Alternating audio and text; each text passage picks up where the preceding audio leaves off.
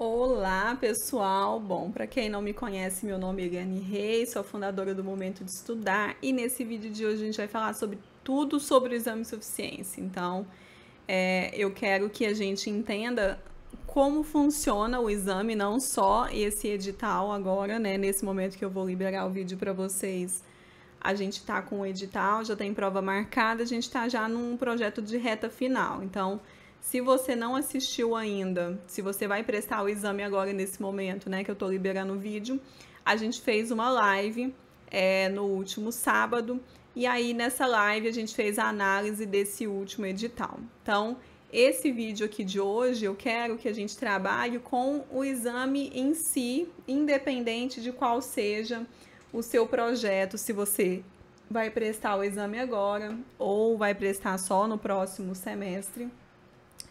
Eu quero que você entenda exatamente como funciona, o que vai ser cobrado, que são as dúvidas que geralmente eu mais recebo, tá? Então, a gente vai trabalhar hoje com o que é o exame de suficiência. E aí, entendendo o que é o exame de suficiência, nós vamos entender que existem dois decretos, uma resolução, né, o Decreto-Lei 9.295 e a Resolução 1486, que a 9.295 vai falar sobre as atribuições do Conselho Federal de Contabilidade e a resolução CFC 1486 vai falar especificamente sobre o exame de suficiência. E é aqui que vai trazer exatamente o formato de provas, disciplinas, tudo que vai acontecer, que é o que regulamenta. Então, todos os exames precisam seguir essa resolução. E a gente vai finalizar entendendo aí qual é o formato de prova. Então, assista o vídeo completo, tá? A gente vai passar aqui na sequência por todas essas etapas. Se você tiver qualquer dúvida, você pode deixar na área de comentários aqui do vídeo. Vou alertar vocês que todos os meus posts, né, tudo que a gente trabalha aqui, eles estão lá no nosso site, que é o momentodestudar.com.br. Então, tudo você vai encontrar lá. E além disso, né, eu peço sempre para você se inscrever aqui no canal, ativar as notificações, curtir o vídeo, compartilhar com seus amigos, lógico. E eu estou também lá no Instagram, que é o @momentodestudar. E aí você pode também deixar mensagens por lá ou, né, de repente até me chamar no direct, caso você tenha alguma dúvida mais específica, tá? Bom, então vamos lá. Primeiro eu recortei aqui um trechinho, né, do exame de suficiência do edital para a gente ver o que está escrito lá. O edital ele começa falando que o Conselho Federal de Contabilidade, no uso de suas atribuições legais e com base no decreto-lei, que é o decreto-lei que nós vamos trabalhar aqui, 9.295, lá de 1946, com a alteração dada pela Lei 12.249 de 2010 e a Resolução 1486 de 2015, torna pública a abertura de inscrições e estabelece as normas para a realização do exame de suficiência. Neste caso, nesse momento que eu estou gravando o vídeo do primeiro exame de 2023, mas é claro que enquanto essas resoluções não forem alteradas ou revogadas ou, né, ou alterado o decreto, esse vídeo ele vai ser aí útil para vocês, né, ao longo, né, dos momentos enquanto a resolução estiver em vigor. Então, nós temos aí para a realização do exame de suficiência da primeira versão de 2023, como um dos requisitos para a obtenção do registro profissional em Conselho Regional de Contabilidade. E aqui a gente vai falar sobre a diferença entre o Conselho Regional de Contabilidade e o Conselho Federal de Contabilidade, que é uma dúvida que vocês têm bastante, é uma dúvida persistente entre vocês e vira e mexe todo semestre eu acabo recebendo alguma dúvida nesse sentido. Bom, então o que é o exame de suficiência? O exame de suficiência é uma prova obrigatória, nesse momento, né? Ela é obrigatória para todos os bacharéis em ciências contábeis que quiserem atuar aí, né, como profissionais registrados no conselho. E aí a gente tem essa prova nesse momento, então ela é obrigatória apenas para os bacharéis. A gente tinha a primeira versão do exame de suficiência, ela surgiu em 2011. A gente vai ver isso, né, na resolução trata disso também. Então, a primeira versão do exame de suficiência foi lá em 2011. Então, de 2011 até 2015, a gente tinha duas provas diferentes. A gente tinha uma prova para os bacharéis em ciências contábeis e uma prova para os técnicos em contabilidade. Então, se você for aqui no meu site, lá no site está disponível todas as provas anteriores, eu deixo elas lá disponível para você baixar de forma gratuita. Então, tem lá desde 2011. Então, esse ano, estamos em 2023, né? Nesse momento que eu estou gravando o vídeo. Então, nós temos aí 11 anos de prova. Nós tivemos 2 provas por ano, então nós temos aí um total de 22 provas, né? Com a exceção, temos um pouco mais de provas, porque de 2011 a 2015 a gente também teve 2 provas para os técnicos também. Então, era 2011 até 2015, a gente tinha prova no mesmo dia para os técnicos e para os bacharéis em ciências contábeis. Então, foi assim até que 2015, então, houve a revogação, não precisava, os técnicos eles não teriam mais direito ao registro a partir de então, foi dado a eles um período para que eles se adequassem, né? Então quem tinha interesse em pedir o registro já pedir, porque a partir de 2015 não teria mais o registro para técnicos, então o registro no conselho seria apenas para os bacharéis em ciências contábeis. E aí, hoje em dia, existem ainda técnicos trabalhando, né? Alguns ainda têm registro, porque solicitaram lá naquela época, mas eles não precisam mais passar pelo exame de suficiência e eles não têm mais registro. E aí, a tendência, né? O que a gente vê com essa revogação é de que no futuro, né? Bem lá no futuro, a gente vai acabar tendo só bacharéis em ciências contábeis, né? Trabalhando aí como contadores. Então, tudo isso a gente acaba vendo também essa diferença, essa mudança no nosso código de ética, e a gente vai trabalhar aqui em um outro vídeo futuro, mas a gente acaba vendo essa diferença lá também quando ele trata o termo de profissional contábil pelo termo de contador, a gente acaba notando essa diferença.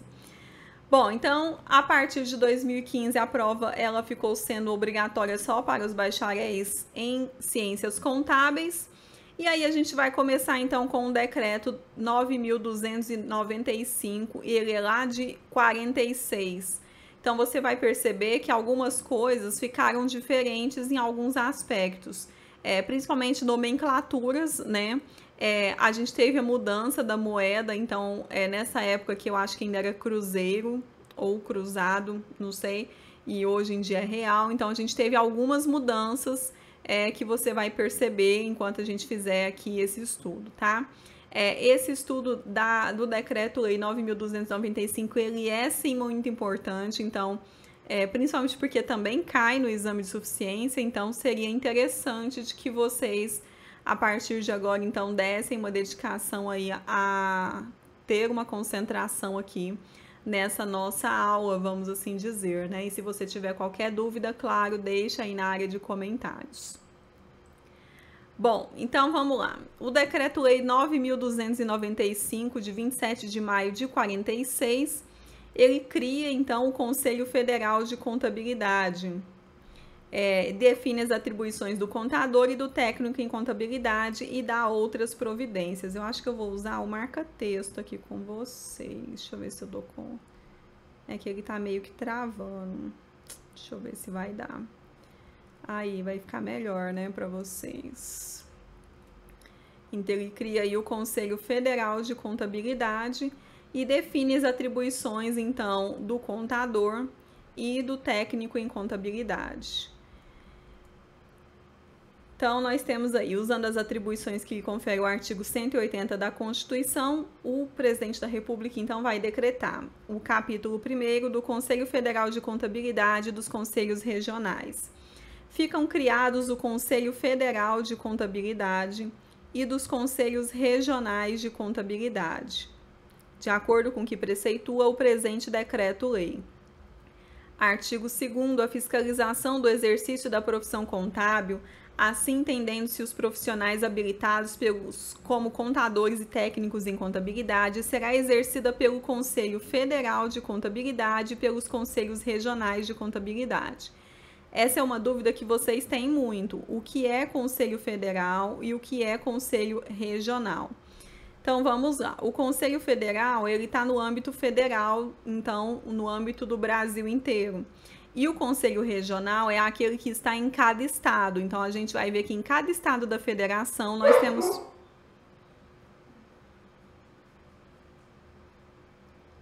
Então, a gente vai ver que em cada estado da federação a gente vai ter um conselho regional de contabilidade. Então, o conselho regional ele vai ali fiscalizar o âmbito do estado, dentro do estado dele, e os conselhos federais vai fiscalizar e vai organizar todo o contexto nacional.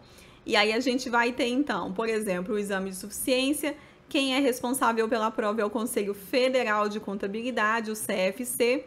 Portanto, a gente tem uma prova específica no único dia aplicado para todo o estado da federação. Então, todo mundo faz a prova, a mesma prova, nos mesmos horários, né? No mesmo horário, mediante a organização do Conselho Federal de Contabilidade. Então, hoje em dia, ele contrata uma banca organizadora para fazer a aplicação da prova, mas ele está ali por trás de tudo que precisa ali, né, para fazer esse contato com a banca, para organizar, para reivindicar situações, enfim, para tudo, né? E os conselhos regionais de contabilidade é onde a gente vai pedir o nosso registro. Então, a gente vai ser aprovado no exame e a gente vai pedir, então, o registro. Onde você vai registrar? Você vai registrar naquela localidade onde você vai exercer suas atividades profissionais. Então, eu, por exemplo, estou em Minas Gerais. Então, quando eu fui aprovada, eu pedi o registro no Conselho Regional de Minas Gerais. Então, o Conselho Regional de Contabilidade de Minas Gerais. Se você mora em Pernambuco, você vai pedir no Conselho Regional de Contabilidade do Estado de Pernambuco. E assim sucessivamente, a gente vai ver tudo isso aqui agora. Artigo 3º terá sua sede no Distrito Federal, o Conselho Federal de Contabilidade, ao qual ficam subordinados os conselhos regionais. Ou seja, os conselhos regionais, eles estão subordinados ao Conselho Federal. O Conselho Federal de Contabilidade será constituído de 9 membros brasileiros com habilitação profissional legalmente adquirida e obedecerá à seguinte composição: um dos membros designados pelo governo federal e que será o presidente do Conselho. Os demais serão escolhidos em assembleia que se realizará no Distrito Federal, na qual tomará parte uma representação de cada associação profissional ou sindicato da classe composta de 3 membros, sendo 2 contadores e um guarda-livros. Hoje a gente quase não tem mais essa figura, né, do guarda-livros, então é uma nomenclatura, uma figura, uma representação que meio que caiu em desuso, né? Parágrafo único. A Constituição do Conselho Federal de Contabilidade obedecerá, em relação aos membros enumerados e na linha B desse artigo, a seguinte proporção: 2/3 de contadores e 1/3 de guarda-livros.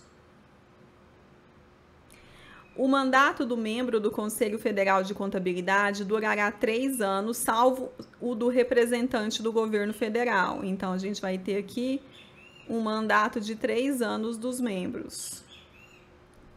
Você precisa saber disso? Vai cair na sua prova? Pouco provável, tá? Ele vai cair na sua prova do exame de suficiência, mais especificamente, por exemplo, questões voltadas à organização do conselho, coisas nesse sentido. Agora, tempo de mandato, isso não tanto, tá?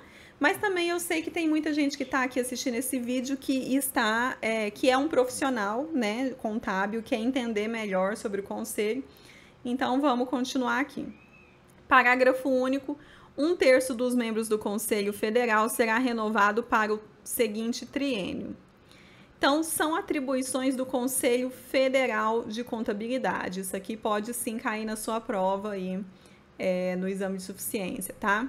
Então, organizar o seu regimento interno, aprovar os regimentos internos organizados pelos conselhos regionais, modificando o que se tornar necessário a fim de manter a respectiva unidade de ação, tomar conhecimento de quaisquer dúvidas suscitadas dos conselhos regionais e dirimi-las, decidir em última instância recursos de penalidade impostos pelos conselhos regionais, publicar o relatório anual de seus trabalhos, em que deverá figurar a relação de todos os profissionais registrados. Então, eu vou até colocar isso aqui, porque é importante você saber que existe essa publicação, tá? Então, mesmo que você faça o pedido de registro lá no Conselho Regional, todos os conselhos regionais vão mandar essa relação para o Conselho Federal. E uma vez no ano, o Conselho Federal vai publicar esse relatório anual de trabalhos e que vai relatar aí a relação de todos os profissionais registrados no âmbito federal, tá? Também é atribuição do Conselho Federal de Contabilidade regular acerca dos princípios contábeis, do exame de suficiência, do cadastro de qualificação técnica, que é outra prova que vocês acabam submetendo mais no futuro, né? Se for o objetivo de vocês se tornarem auditores ou peritos, e dos programas de educação continuada, que também vai fazer parte da vida de vocês. E editar as normas brasileiras de contabilidade e de natureza técnica e profissional. Então, importantíssimo. Então, é uma atribuição do Conselho Federal de Contabilidade regular o exame de suficiência. Então, por isso que é o Conselho Federal, né, que vai regular o exame de suficiência, que vai, então, coordenar esses trabalhos de aplicação de prova, de contrato de banca e tudo mais. Bom, no artigo 7º, ao presidente compete, além da direção do Conselho, suspensão de qualquer decisão que o mesmo tome e lhe pareça inconveniente. O ato de suspensão vigorará até o novo julgamento do caso, para o qual o presidente convocará uma segunda reunião no prazo de 15 dias a contar do seu ato e se segundo o julgamento, o Conselho mantiver por 2/3 de seus membros a decisão suspensa, esta entrará em vigor imediatamente. Constitui a renda do Conselho Federal de Contabilidade. Então, como que o Conselho Federal vive? Vive como? O dinheiro vem de onde? Então, 1/5 da renda bruta de cada conselho regional, nela não se compreendendo doações, legados e subvenções. Então, 1/5 do que cada, porque quando você pagar a sua anuidade, esse valor da anuidade vai para o Conselho Regional, mais 1/5 dessa anuidade, desses valores que o Conselho Regional tiver ali como renda, vão ser constituídos aí para o Conselho Federal de Contabilidade. Aí ele tem também doações e legados, subvenções dos governos, né? Então, são essas as rendas do Conselho Federal de Contabilidade, o CFC. Os Conselhos Regionais de Contabilidade serão organizados nos moldes do Conselho Federal, cabendo a este fixar o número de componentes, determinando a forma de eleição local para sua composição, inclusive do respectivo presidente. O Conselho promoverá a instalação nos estados, nos territórios e nos municípios dos órgãos julgados necessários, podendo estender-se a mais de um estado a ação de qualquer deles. Agora a gente são atribuições dos conselhos regionais: expedir e registrar a carteira profissional. Então, quando você entrar com o seu pedido, você vai fazer o seu pedido para o Conselho Regional e ele que vai, então, expedir e registrar a sua carteira profissional. Examinar reclamações e representações escritas acerca dos serviços de registro e das infrações dos dispositivos legais vigentes relativos ao exercício da profissão de contabilista, decidindo a respeito. Fiscalizar o exercício das profissões de contador e de guarda-livros, impedindo e punindo as infrações, e bem assim enviando às autoridades competentes minuciosos e documentados relatórios sobre fatos que apurarem e cuja solução ou repressão não seja de sua alçada. Publicar o relatório anual dos seus trabalhos e a relação dos profissionais registrados. Então, o Conselho Regional também vai fazer essa publicação do relatório e da relação, né? Publicar, deixa eu marcar aqui. Ele também vai fazer a publicação desse relatório de profissionais que ele tem ali naquele momento, elaborar a proposta do seu regimento interno, submetendo à aprovação do Conselho Federal de Contabilidade, representar ao Conselho Federal de Contabilidade acerca de novas medidas necessárias para a regularidade do serviço e para a fiscalização do exercício das profissões previstas na linha B desse artigo. Admitir a colaboração das entidades de classe nos casos relativos a matérias das alíneas anteriores. E aí, a renda, então, dos conselhos regionais. Então, como que o conselho regional vive? Com que dinheiro, né? Então, a renda dos conselhos regionais será constituída do seguinte: 4/5 da taxa de expedição das carteiras profissionais. Então, quando você faz o pedido de registro, você tem que pagar uma taxa de expedição. E aí, 4/5 vai ficar ali do valor, vai ficar com os conselhos regionais. 4/5 das multas aplicadas conforme a linha B do artigo anterior. 4/5 da arrecadação da anuidade prevista no artigo 21 e os seus parágrafos, as doações e legados e subvenções dos governos. Então, sobre o registro aí da carteira profissional. Os profissionais a que se refere esse decreto-lei somente poderão exercer a profissão após a regular conclusão do bacharelado em ciências contábeis, reconhecido pelo Ministério da Educação, e aprovação em exame de suficiência e o registro no Conselho Regional de Contabilidade a que estiver sujeito. Então, só pode ser profissional, só vai ser profissional contábil, né, mediante aí com registro no Conselho, quando você tiver, então, a conclusão do curso de bacharelado em ciências contábeis. Quando você tiver, então, esse curso, ele precisa ser reconhecido no Ministério da Educação. E interessante é que antes de você entrar para uma faculdade, que você faça essa consulta para não cair numa furada de ir fazendo um curso, pagando, que às vezes a gente vê essas coisas na televisão, né?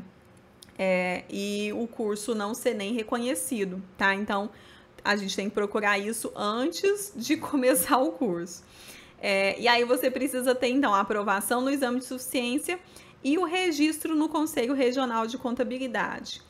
E aí ele fala no parágrafo 1º, o exercício da profissão sem o registro a que alude esse artigo será considerado como infração do presente decreto-lei. Os técnicos em contabilidade já registrados no Conselho Regional de Contabilidade e os que venham a fazer até 1º de junho de 2015 têm assegurado seu direito ao exercício da profissão. Então, os técnicos de contabilidade tiveram até 1º de junho. Aí alguém vai falar assim, mas essa lei não é de 1946? Sim, mas ela teve alterações, tá? Então, eu já deixei aqui a versão com as alterações que a gente teve. Eu acho que foi no ano de 2010 que a gente teve as alterações, enfim. Então, já tá aqui com as alterações, tá? 2010, 2012, não sei, até coloquei isso na nossa apresentação aqui, tá? Mas na frente, né, lá naquele trecho que eu recortei do edital, lá falava, então, que ele ia cobrar o decreto-lei 9.295 e as suas alterações. Então, aqui já estão com as alterações.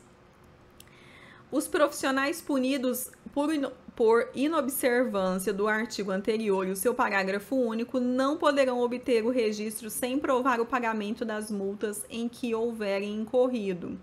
Se o profissional registrado em qualquer dos conselhos regionais de contabilidade mudar o domicílio, fará avisar no Conselho Regional a que o novo local dos seus trabalhos estiverem sujeito à carteira profissional de que trata o artigo 17. Considera-se que há mudança desde que o profissional exerça qualquer das profissões no novo domicílio por prazo maior de 90 dias. Então, o que acontece? Você pode, então, fazer o seu pedido aí. Você vai fazer o seu pedido. Vamos supor, um exemplo meu. Eu moro em Uberlândia, Minas Gerais. A capital de Minas Gerais é Belo Horizonte. Eu não estou na capital, eu estou no interior. Então, aqui, quando eu fui aprovada, eu fiz o pedido do registro no Conselho Regional de Contabilidade.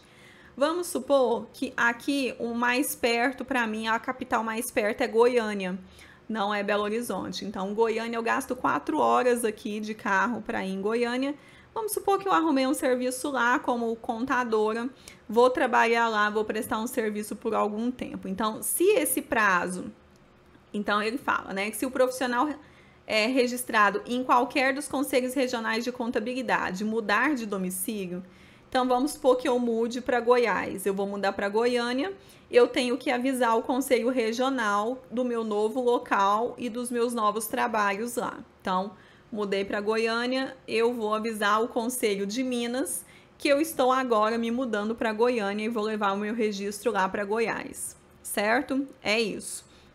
Então, vai ter isso. Considera-se que há mudança desde que o profissional exerça qualquer das profissões no novo exercício por um prazo maior de 90 dias. Então, se o meu prazo, se eu ficar lá menos de 90 dias, eu não preciso avisar que eu estou de mudança. Mas se o meu período de trabalho lá em Goiás, em outro estado, né, se ele for maior que 90 dias, eu vou precisar fazer esse aviso, então, ao Conselho Regional, onde eu estou registrada, e levar o meu registro, então, praticando a mudança, levando para o Conselho Regional de onde, para onde eu estou me mudando, tá? Então, sobre isso é isso. E aí, já me fizeram a pergunta no sentido assim: ah, mas eu fiz a faculdade em um estado, agora eu moro em outro. Então, vamos supor, eu, Eliane, fiz a faculdade na Universidade Federal de Uberlândia, aqui em Uberlândia, Minas Gerais. Mas quando eu fui prestar o meu exame de suficiência, eu já tinha me mudado para Bahia. Então, eu tenho que ir em Minas fazer a prova? Não, você pode fazer a prova de onde você estiver, então você pode fazer a prova e se inscrever para fazer na Bahia, por exemplo. E aí, vamos supor que você, então, é aprovada na Bahia, mas nesse meio tempo você vai trabalhar lá no Pará. Então, você vai, então, solicitar o seu registro no Pará. Você não precisa fazer a solicitação do seu registro na Bahia, onde você fez a prova. Deu para entender isso? Se tiver dúvidas, deixa aqui nos comentários, tá? Artigo número 15. Os indivíduos, firmas, sociedades, associações, companhias e empresas em geral, em suas filiais que exerçam ou explorem, sobre qualquer forma, serviços técnicos contábeis ou a seu cargo tiverem alguma seção a que se destine, somente poderá executar os respectivos serviços depois que provarem perante os conselhos de contabilidade que os encarregados da parte técnica são exclusivamente profissionais habilitados e registrados na forma da lei.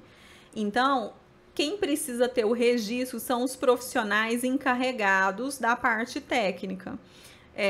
Não quer dizer que você, por exemplo, não possa trabalhar como auxiliar contábil, como assistente contábil, como uma outra pessoa que não seja o encarregado da parte técnica.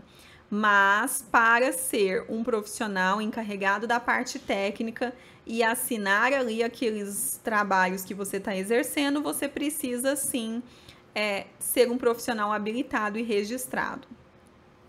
Então, parágrafo único, as substituições dos profissionais obrigam a nova prova. Então, se a empresa vai substituir os profissionais, ele tem que provar aí por parte das entidades a que se refere esse artigo. Então, ele vai ter que provar que os profissionais estão registrados, tá?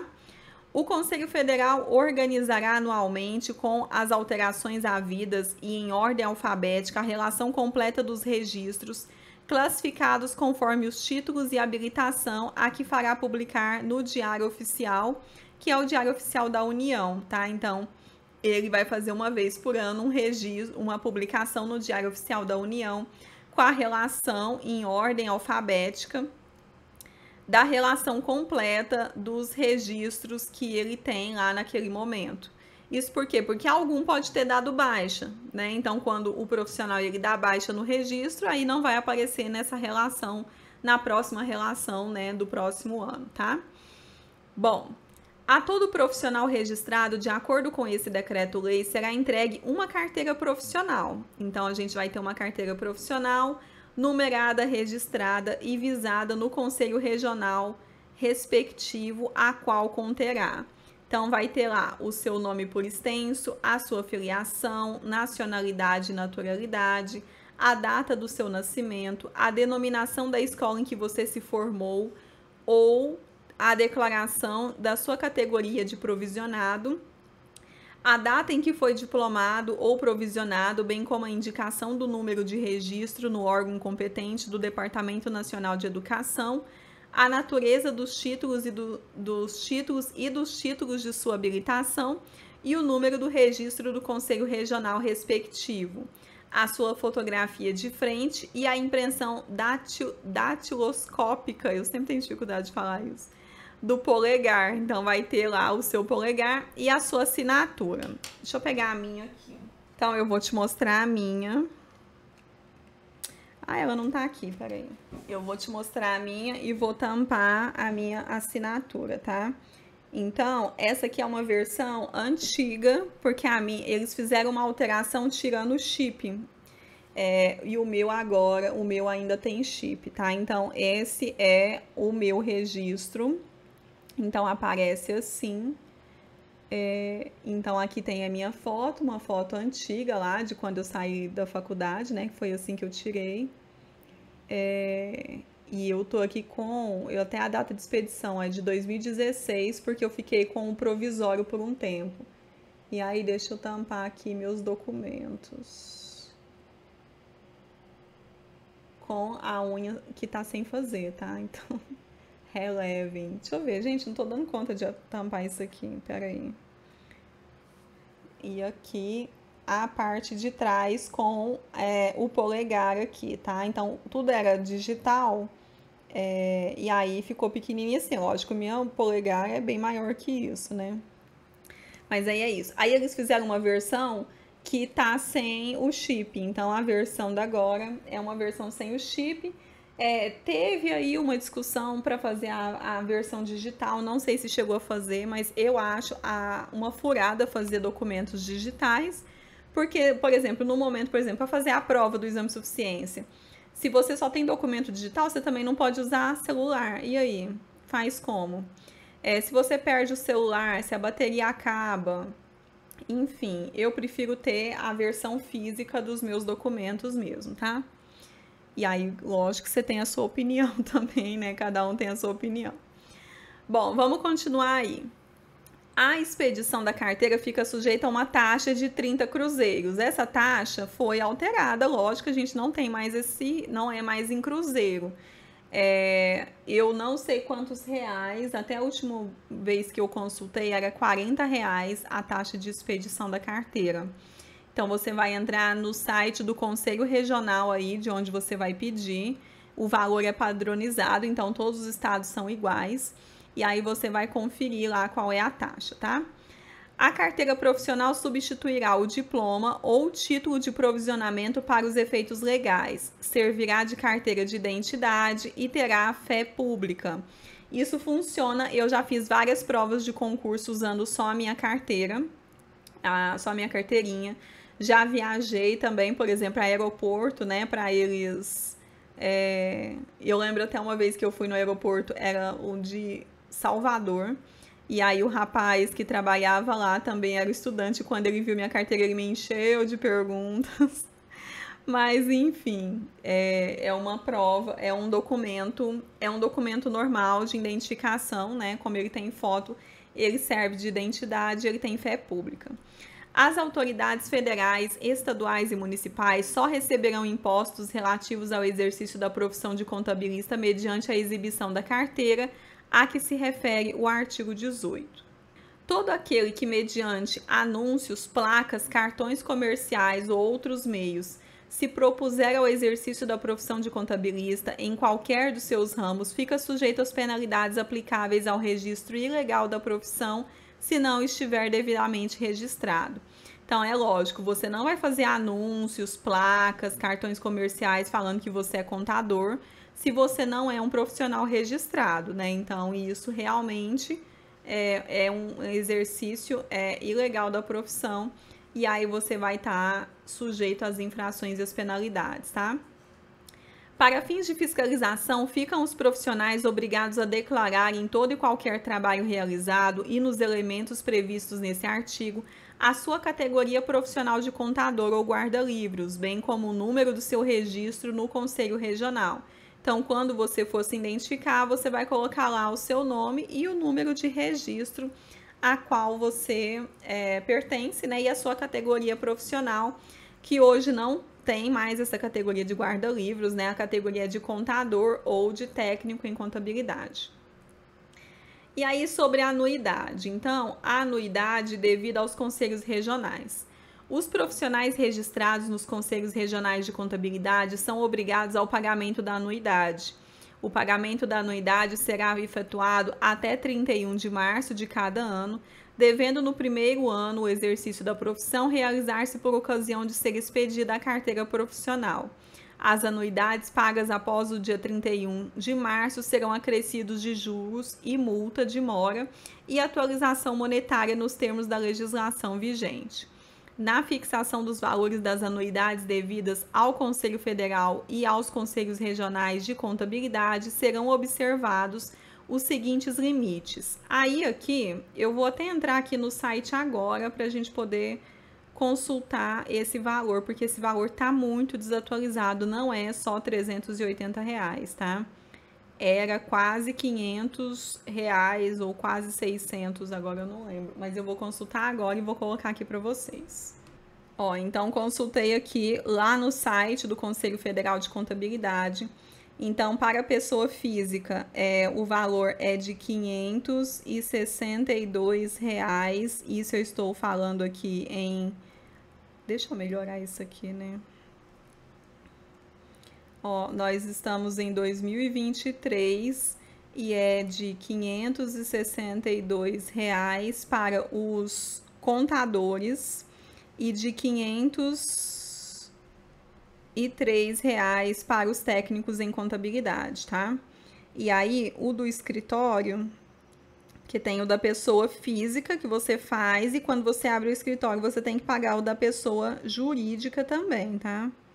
Aí tem uma outra tabela, tá? Então, ó, é de R$844 para sociedades com 3 sócios e de R$1.123 para sociedade com 4 sócios, de R$1.410 para sociedades acima de 10 sócios. Então, vou deixar tudo aqui. Lembrando que eu estou gravando esse vídeo no dia 1º de abril de 2023. E aí eu não sei quais serão os valores futuros. É óbvio que eu não sou a mãe de Ná. Então, não faço ideia de quais serão, tá? Então, esses são os valores. Então, dá pra ver que tá muito desatualizado com os valores aqui, né? Que a gente tem aqui na resolução, no decreto-lei. Então, os valores fixados no parágrafo 3º desse artigo poderão ser corrigidos anualmente pelo Índice Nacional de Preços do Consumidor Amplo, IPCA, calculado pela Fundação Instituto Brasileiro de Geografia e Estatística, IBGE. E foi isso que foi acontecendo, né? Então, foram atualizando, até chegar hoje a quase R$600 de anuidade. E aí fica lógico, né, a reflexão de que você precisa saber exatamente o momento em que pedir, né, se você realmente vai usar esse registro, porque senão você fica pagando à toa, que foi o que aconteceu comigo durante alguns anos. Então eu fiquei vários anos pagando anuidade e não usava, na verdade, né? Então, como eu me tornei servidora pública e não exerço as atribuições de contadora lá na instituição, então eu acabei pagando e nunca utilizei, nunca assinei como contadora. E aí acabei pedindo a baixa depois de alguns anos. Então, mas eu pedi a baixa, sei lá, recente, deve ter uns 4 anos que eu pedi a baixa. E eu fiquei pagando todos esses anos sem nunca utilizar. Então, fica aí a observação para você pensar sobre isso, tá?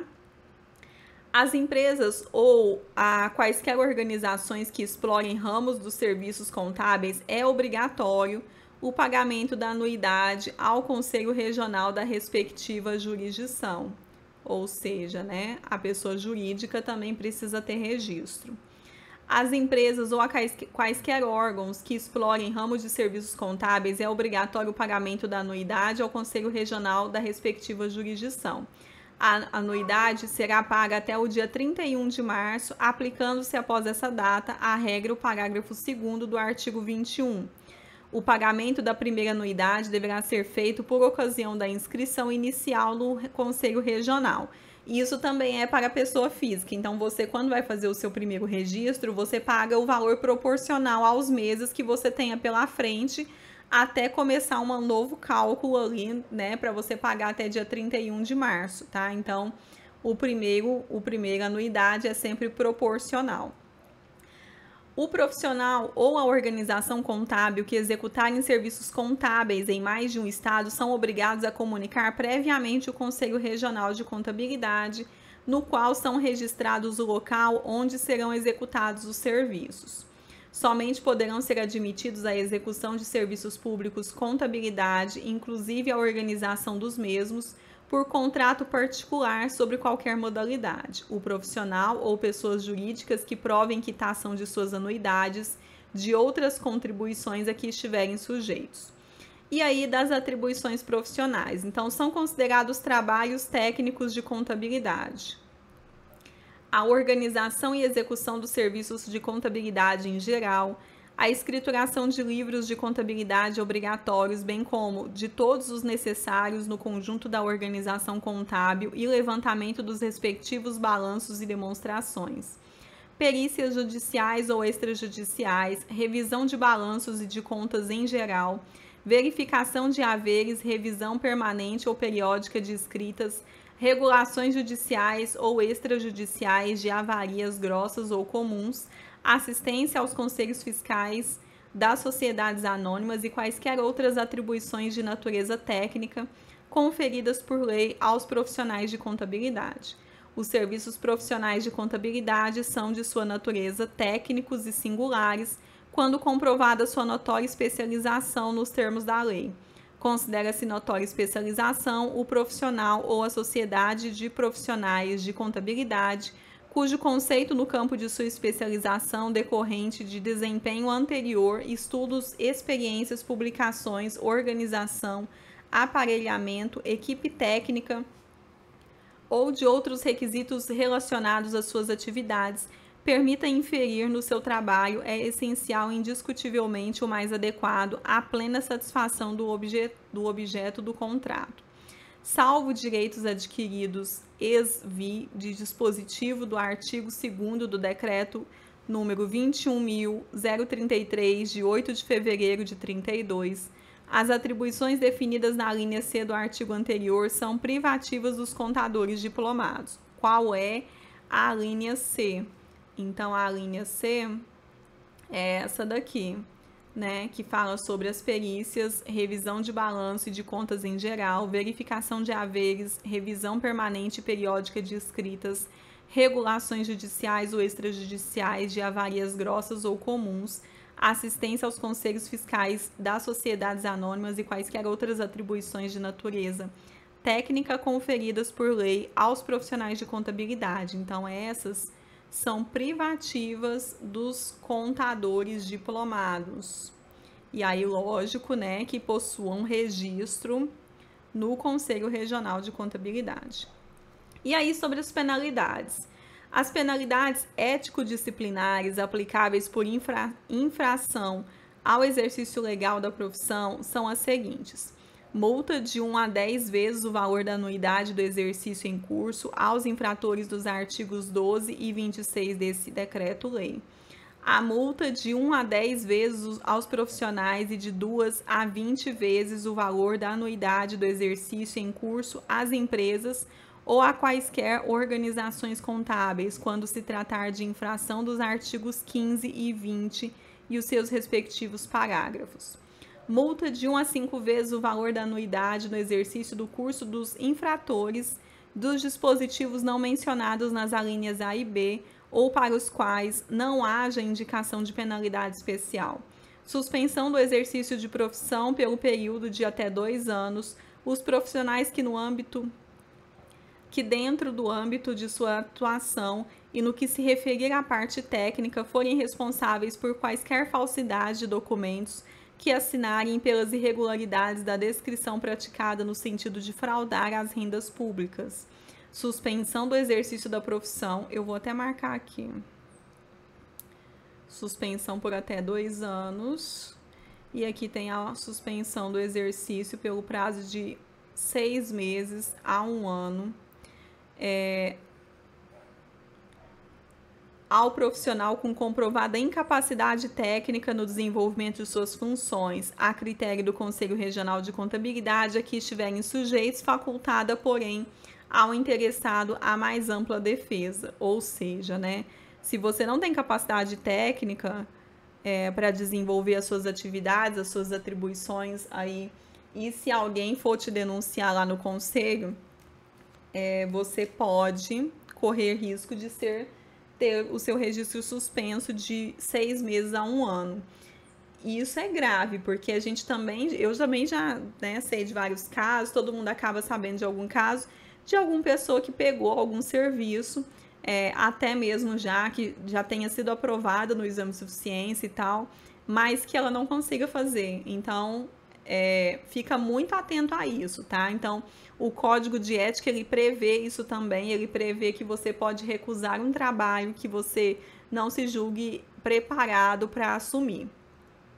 Então, fique atento a isso. Pode ter também a cassação do exercício profissional, quando comprovada incapacidade técnica de natureza grave, crime contra a ordem econômica e tributária, produção de falsa prova de qualquer dos requisitos do registro profissional e apropriação indevida dos valores de clientes confiados à sua guarda, desde que homologado por 2/3 do plenário do Tribunal Superior de Ética e Disciplina. Advertência reservada, censura reservada e censura pública nos casos previstos no Código de Ética Profissional dos Contabilistas, elaborado e aprovado pelos Conselhos Federais e Regionais de Contabilidade, conforme a previsão do artigo 10 do Decreto-Lei 1040, de 21 de outubro de 1969. São considerados como exercendo ilegalmente a profissão e sujeitos à pena, colocar aqui, exercendo ilegalmente a profissão, e sujeitos à pena estabelecida na linha A do artigo anterior. Os profissionais que desempenharem quaisquer das funções especificadas na linha C do artigo 25, sem possuírem devidamente legalizado a título a que se refere o artigo 26 desse decreto-lei. Os profissionais que, embora legalmente habilitados, não fizerem ou com referência a eles, não for feita a comunicação exigida no artigo 15 do parágrafo único. Os profissionais suspensos do registro do exercício da profissão ficam obrigados a depositar a carteira profissional ao Conselho Regional de Contabilidade a que tiver aplicado a penalidade até a expiração do prazo de suspensão, sob pena de apreensão desse documento. A falta de pagamento de multa devidamente confirmada importará decorridos 30 dias da notificação em suspensão por 90 dias do profissional ou da organização que nela tiver incorrido.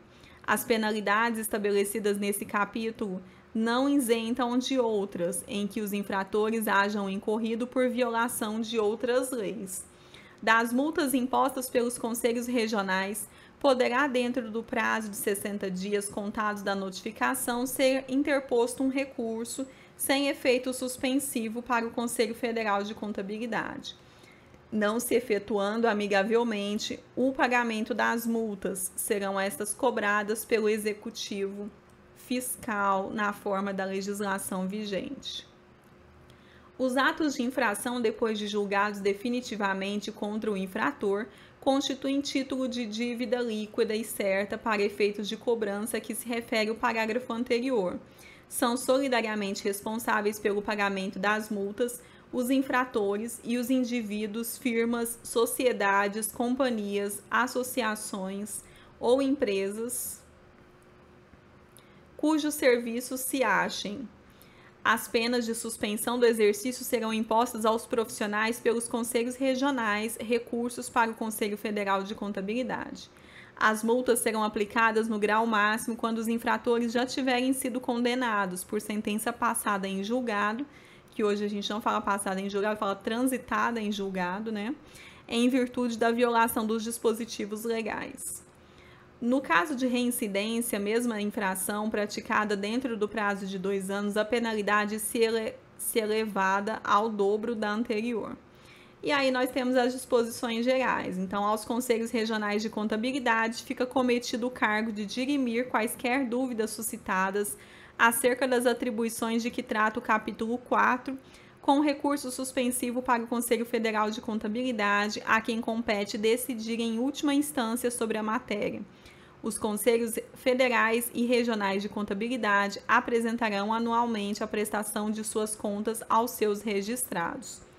A exigência de carteira profissional de que trata o capítulo 2 somente será efetiva após 180 dias contados da instalação do respectivo Conselho Regional. Enquanto não houver associações profissionais ou sindicatos em algumas das regiões econômicas em que se refere a letra B do artigo 4º, a designação dos respectivos representantes caberá ao delegado regional do trabalho ou ao diretor do Departamento Nacional do Trabalho, conforme a jurisdição onde ocorrer a falta. Isso eles estão falando aqui, pessoal, é quando eu fui instalar, quando foi criar cada conselho regional em cada estado, né? Então, isso não se aplica mais a hoje, porque hoje já está todo mundo, né, instalado, vamos assim dizer. A renovação de 1/3 dos membros do Conselho Federal, a que alude o parágrafo único do artigo 5º, far-se-á no primeiro conselho mediante sorteio para os 2 triênios subsequentes. O presente decreto-lei entrará em vigor 30 dias após a sua publicação no Diário Oficial da União, e aí ele foi publicado, eu não coloquei. E aí o artigo 41 revoga-se as disposições em contrário. Esse texto não substitui o publicado em 46. E aí foi isso, né? Foi lá em 46, assinaram então em 27 de maio de 46. Então, esse foi o Decreto-Lei 9.295. Bom, pessoal, então agora a gente vai falar sobre a Resolução 1486 de 2015. E aí a gente vai ler, continuar, né? Então, a gente vai ler ela na íntegra. Se tiver qualquer dúvida, deixa aí na área de comentários, tá? Então, a Resolução 1486, ela regulamenta o exame de suficiência como requisito para obtenção do registro profissional em Conselho Regional de Contabilidade.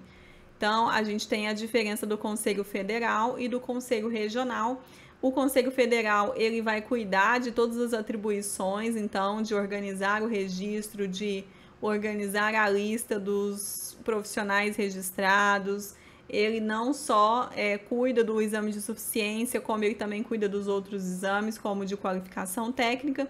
E o Conselho Regional é o que vai receber aí o seu registro. Então, quando você entrar com o pedido de registro, você vai entrar não no Conselho Federal de Contabilidade, e sim no Conselho Regional da sua localidade, ali onde você vai exercer as suas atribuições profissionais. Então, a gente tem um Conselho Regional em cada estado da federação, e o Conselho Federal cuida do Brasil como um todo, né, de toda a federação. Bom, o Conselho Federal de Contabilidade, no exercício de suas atribuições legais e regimentais, considerando o disposto no artigo 12, que é o que a gente viu no Decreto-Lei 9.295, com redação dada pela Lei 12.249 de 2010, prescreve que os profissionais de que trata o referido decreto somente poderão exercer a profissão após a regular conclusão do respectivo curso reconhecido no Ministério da Educação, a aprovação no exame de suficiência e o registro no Conselho Regional de Contabilidade a que estiverem sujeitos. Considerando que a partir de 1º de junho de 2015, o CFC não realizará mais exame para a categoria de técnico em contabilidade, conforme o disposto no parágrafo 2º do artigo 12 da Decreto-Lei 9.295, com redação dada pela Lei 12.249. Considerando a competência do Conselho Federal de Contabilidade em regular sobre o exame de suficiência, então, o Conselho Federal de Contabilidade, ele regula sobre o exame de suficiência, sobre o exame de qualificação técnica, sobre o programa de educação continuada, e outros, entre outros, né? Então, ele resolve aí.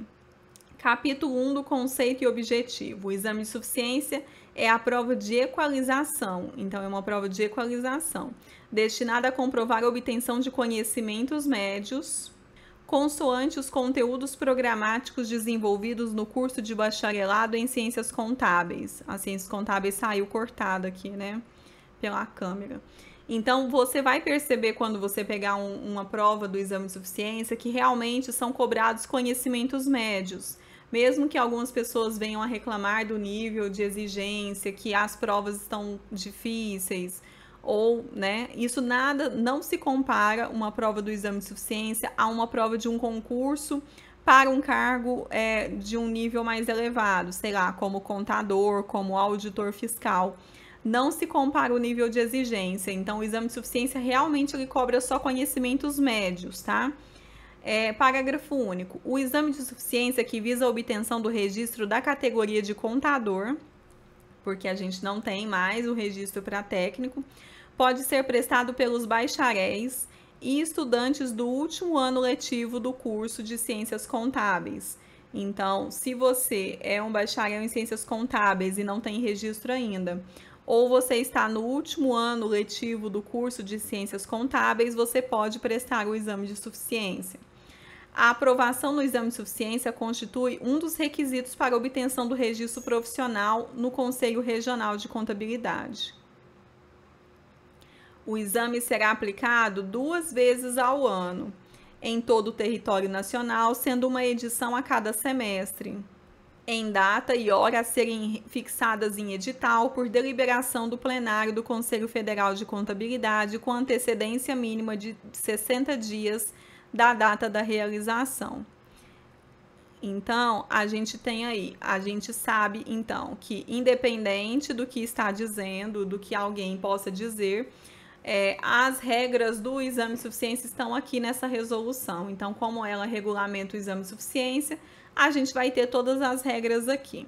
A gente vai ter, então, 2 exames por ano. Então, um no primeiro semestre, um no segundo semestre. E ele diz, né, uma edição a cada semestre. Um ano tem 2 semestres, então um no primeiro semestre e um no segundo semestre. E aí eles vão, então, informar a data e a hora da prova num edital, fixado em edital, que vai passar por deliberação do plenário do Conselho Federal de Contabilidade com antecedência mínima de 60 dias da data da realização. Ou seja, eles não vão publicar o edital com menos de 60 dias da data da realização da prova. Isso a gente vai ver logo mais que teve algumas alterações que aconteceram aí durante a pandemia, né? Mas o texto original é esse. O candidato será aprovado se obtiver no mínimo 50% dos pontos possíveis. A aprovação no exame de suficiência como um dos requisitos para a obtenção do registro em CRC será exigida do bacharel em Ciências Contábeis. E aí ele fala sobre a prova e o conteúdo programático. O exame de suficiência será composto de uma prova para os bacharéis em Ciências Contábeis, obedecidas as seguintes condições e áreas de conhecimento. E aqui estão todas as disciplinas que são cobradas. Então, contabilidade geral, contabilidade de custos, contabilidade aplicada ao setor público, contabilidade gerencial, controladoria, teoria da contabilidade, legislação e ética profissional, princípios de contabilidade e normas brasileiras de contabilidade, auditoria contábil, perícia contábil, noções de direito, matemática financeira e estatística e língua portuguesa. Então, essas são as disciplinas. Então, não precisa ficar com medo de que no próxima prova vem uma disciplina nova, que é alguma coisa diferentona, tal. Por quê? Porque para isso acontecer, eles precisam primeiro alterar essa resolução. Se a resolução permanecer a mesma, ela já está dizendo aqui o que vai cair no próximo exame. Então, isso é ótimo para a gente que vai se preparar, então, com antecedência, porque a gente não vai ser pego desprevenido, né? Ou pode ser que eles alterem a resolução nesse meio tempo? Pode acontecer. Como também pode não acontecer, já que essa resolução, ela é aí de 2015, né? E, na verdade, a gente teve a primeira prova do exame de suficiência lá em 2011. Então, quando você vai aí no blog, eu deixo aí no blog todas as provas que a gente teve desde 2011, elas estão disponíveis. Então, no período de 2011 a 2015, a gente teve 2 provas, né? A gente teve uma prova para bacharel e uma prova para técnico em cada semestre. Então, foram 4 provas por ano. E as provas de bacharel e técnico eram no mesmo dia. E depois de 2015 para frente, até agora, a gente teve, então, 2 provas por ano para os bacharéis em ciências contábeis. Então, fique sempre atento a isso, tá? Se você se programa para começar a estudar com antecedência, você não é pego desprevenido e você já sabe quais são as disciplinas que serão cobradas. Então, fique atento a isso. Se tiver dúvidas, vai lá no site, que é momentodeestudar.com.br. Vai lá, baixa as provas anteriores para você conhecer.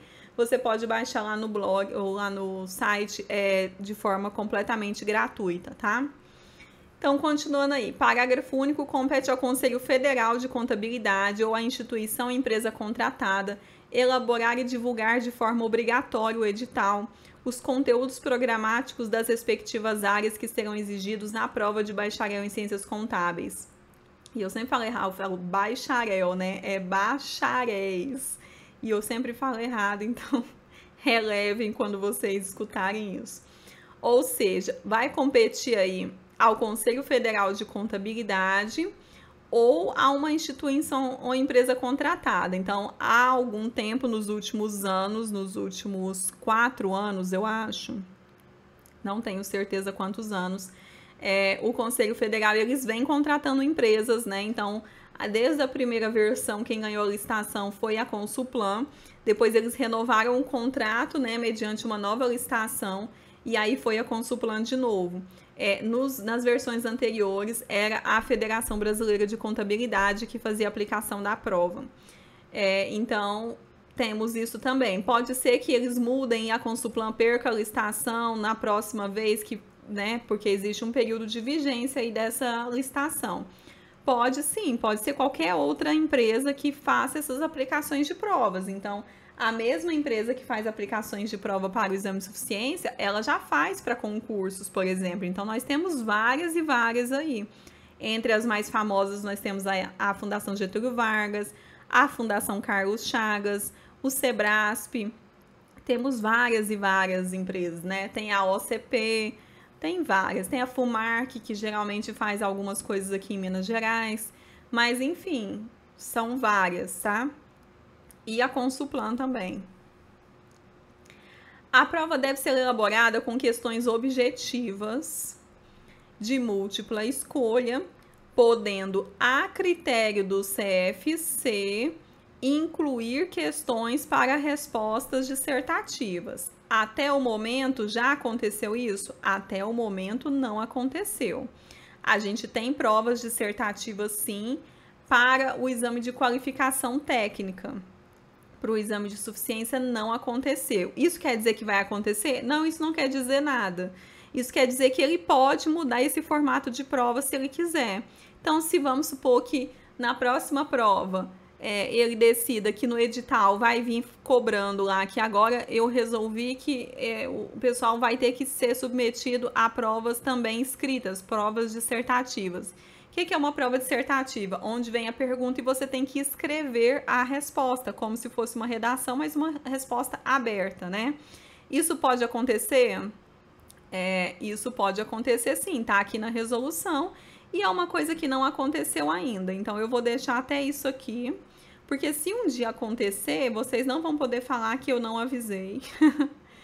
Porque eu sempre bato nessa tecla de que isso pode acontecer sim. Então, na dúvida, seja aprovado o quanto antes, se dedique, estude para essa prova com antecedência, para que depois, no futuro, você não seja pego de surpresa e tenha que também ser submetido a respostas dissertativas aí na prova, tá? Então, é isso.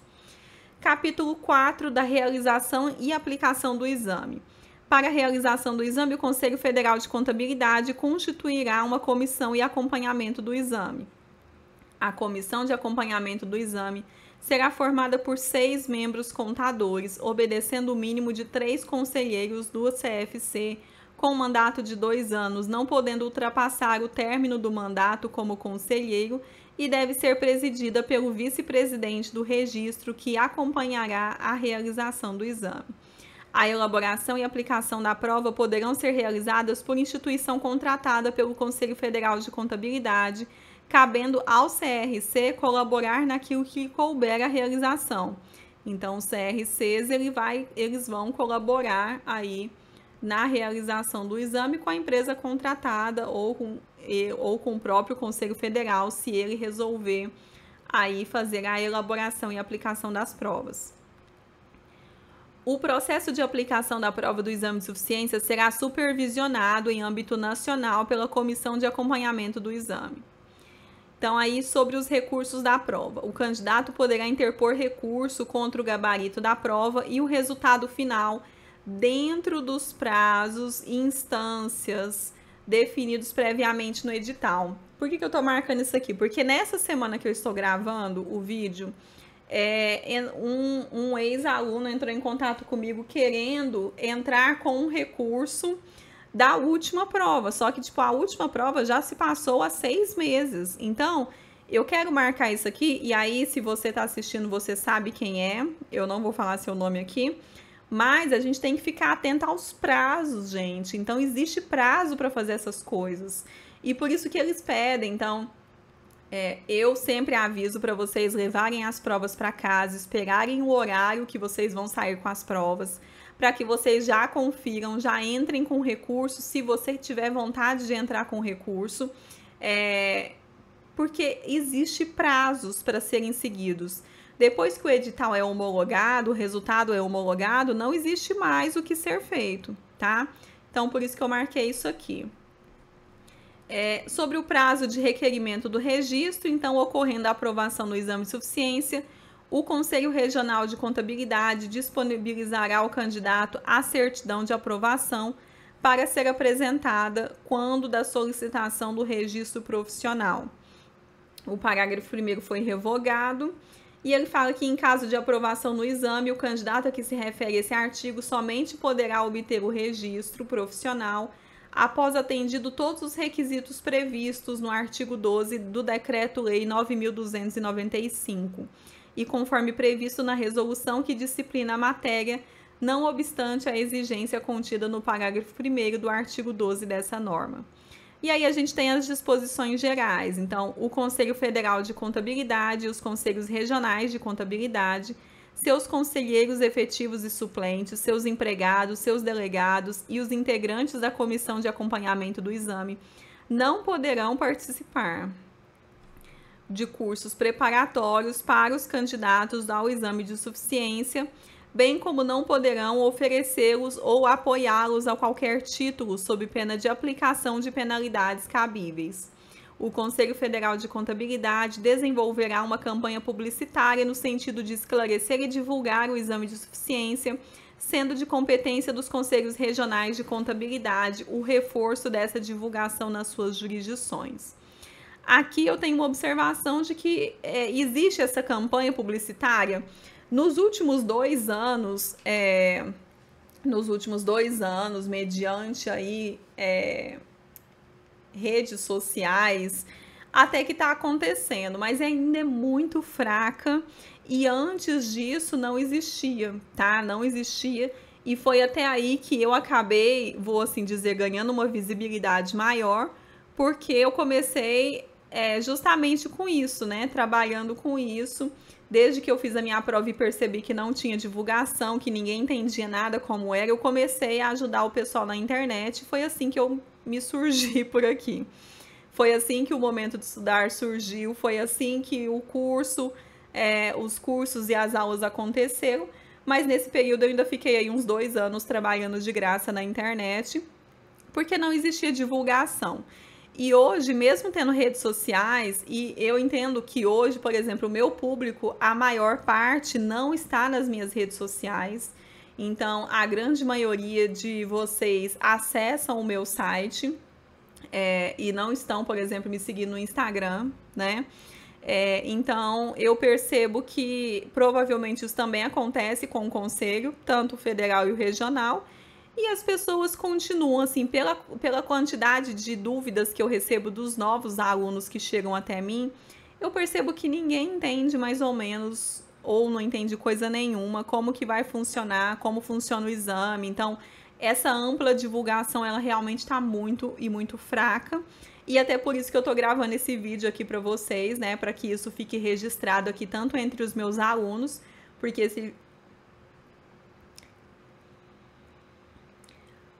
esse vídeo vai ficar disponível lá só para os alunos também, lá dentro da comunidade, quanto no canal do YouTube, né, para que isso possa expandir, que esse conteúdo seja útil, chegue a cada vez mais pessoas, para que vocês saibam o que vocês estão fazendo, quais são os direitos e a realidade de vocês. Então, por isso que eu prezo tanto por ficar batendo nessa tecla aqui no canal. Bom, ao Conselho Federal de Contabilidade caberá adotar as providências necessárias ao atendimento do disposto da presente resolução, bem como dirimir todas as dúvidas e interpretá-las. Parágrafo único. Nas questões consideradas urgentes, aplicar-se-á o inciso 22 do artigo 27 da Resolução 1458 de 2013, que era a resolução anterior a essa nossa 1486 de 2015, tá? Então, é isso.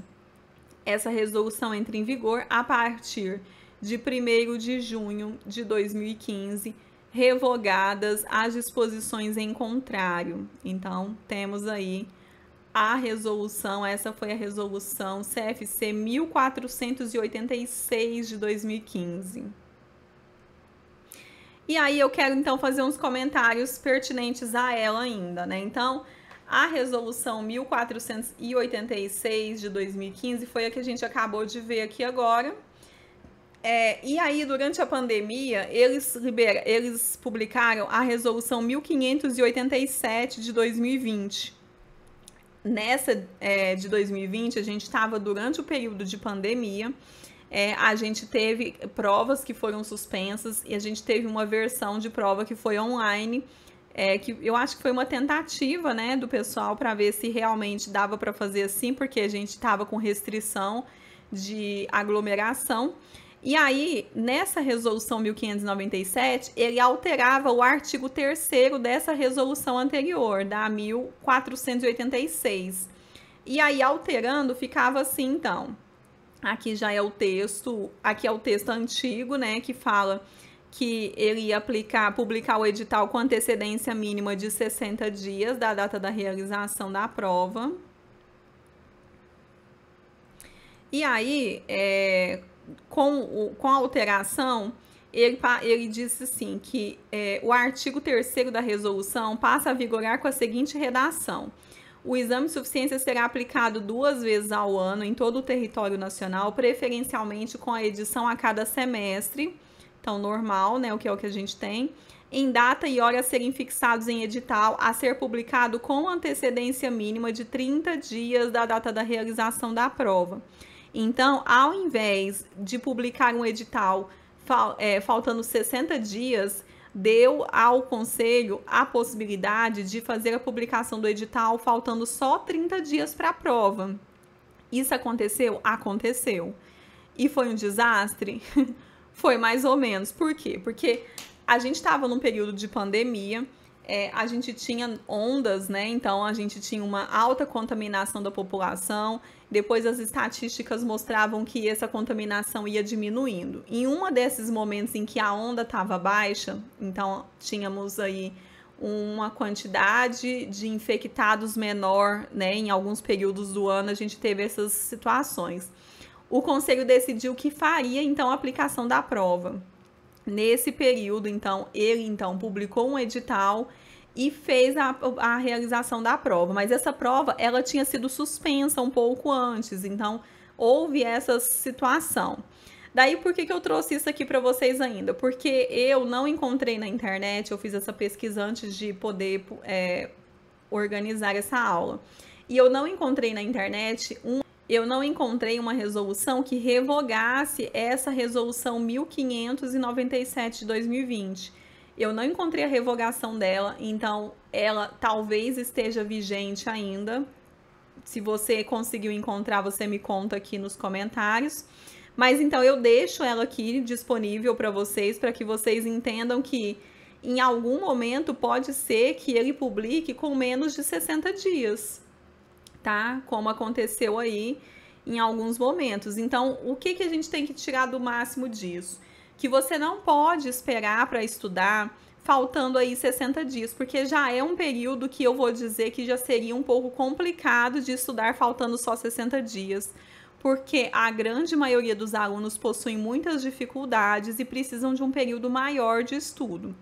Então, se já ficava complicado estudar com 60 dias, estudar faltando só 30 dias, eu vou dizer que é impossível, tá? E aí, nesse período de só 30 dias, por exemplo, eu não costumo nem receber alunos faltando só 30 dias, né? Então, pondere isso, entenda isso aí, como funciona o exame. Se programe para estudar com antecedência, para não esperar que isso aconteça aqui com você, tá? Porque acaba que você acaba perdendo dinheiro, né? Se você tem uma grande quantidade de dúvidas ainda e não consegue, lógico, tem gente que consegue se sair super bem, consegue, mas são alunos que têm uma bagagem lá da graduação. Não é todo mundo que está preparado para um nível de prova para chegar assim já resolvendo uma prova e ser aprovado em 30 dias, tá? Então, estude com antecedência, tá? Bom, agora sobre o formato de prova. Então, de tudo isso que a gente trabalhou aqui, tanto no Decreto-Lei 9.295 quanto na Resolução 1.486, o que a gente tem aí que a gente sabe que é o formato de prova? A gente sabe, então, que são 50 questões, que a aprovação, a gente precisa de 50% dos pontos possíveis. Então, se cada questão, se na prova a gente tem 50 questões, cada questão vale 1 ponto, então a gente tem aí o máximo de 50 pontos por prova, e a gente precisa de um total maior ou igual a 25 pontos. A gente tem aí 13 disciplinas, e ele diz, né, que a prova pode ser elaborada com questões de múltipla escolha, questões objetivas de múltipla escolha, podendo aí, a critério do Conselho Federal, incluir questões para respostas dissertativas. Isso ainda não aconteceu, mas já está na resolução, e aí se ele quiser mudar isso a qualquer momento, ele pode mudar sim. A prova ela é realizada preferencialmente 2 vezes ao ano, então uma prova por semestre. A gente tem, historicamente, uma prova no primeiro semestre, que costuma ser entre março, abril e maio. E a gente tem as provas no segundo semestre, que costumam acontecer em setembro, outubro, novembro. Existe uma data fixada para essa prova? Não existe. A gente precisa esperar a publicação do edital, e no edital ele vem lá informando a data. Então, para a gente estudar com antecedência, a gente já sabe mais ou menos o período em que vai ser essa prova, e a gente já começa com antecedência, não esperando o período mínimo e não esperando a publicação do edital. Se você for no site, né, no meu site aqui, você consegue baixar também todos os editais anteriores, não só as provas anteriores, no formato gratuito, como também os editais, para você entender, e aí para você estudar de forma antecipada, sempre se baseia, então pegue o último edital e vai estudando já mediante a cobrança, né, tudo que tá lá naquele último edital, porque o seu próximo edital vai ser praticamente a mesma coisa, salvo algumas situações que podem acontecer. Por exemplo, ele pode incluir em algum momento prova dissertativa? Pode incluir, mas até hoje ele nunca incluiu. Então, salvo, né, disposições em contrário, a prova será sempre a mesma. O edital, então, antes ele falava que seria publicado até 60 dias antes da prova. Depois ele passou a falar que seria publicado com 30 dias antes. Como eu disse, eu não achei a revogação dessa resolução.